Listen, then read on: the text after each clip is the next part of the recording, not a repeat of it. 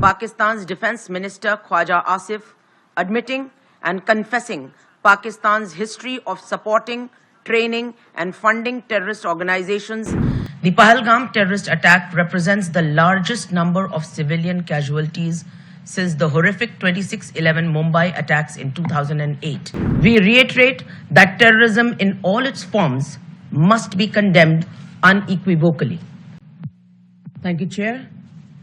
I would like to begin by thanking the UN Office of Counter-Terrorism for convening this important meeting and to express India's appreciation to Spain and Iraq, the co-chairs of the Group of Friends of Victims of Terrorism, for their leadership in organizing this event. A special thanks to ASG, to DSG and USG involved in this process. Mr. Voronkov, a special thanks to you. India deeply appreciates and values the strong, unequivocal support and solidarity extended by leaders and governments across the world in wake of the recent terrorist attack at Pahalgam, Union Territory of Jammu and Kashmir. This is a testimony to the international community's zero tolerance for terrorism. The Pahalgam terrorist attack represents the largest number of civilian casualties since the horrific 26/11 Mumbai attacks in 2008. Having been a victim of cross-border terrorism for decades, India fully understands the long-lasting impact such acts have on victims, their families, and society. As the UN Security Council in its statement has said, perpetrators, organizers, financiers, and sponsors of reprehensible acts of terrorism must be held accountable and brought to justice.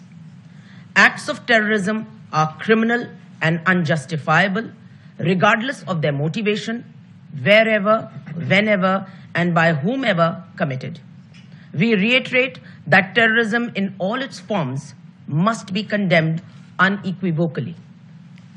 The establishment of the Victims of Terrorism Association is a significant step in this regard.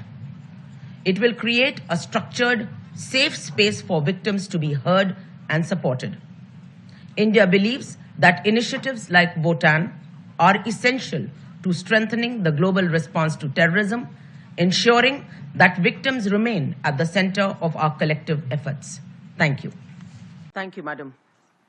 It is unfortunate that one particular delegation has chosen to misuse and undermine this forum to indulge in propaganda and make baseless allegations against India.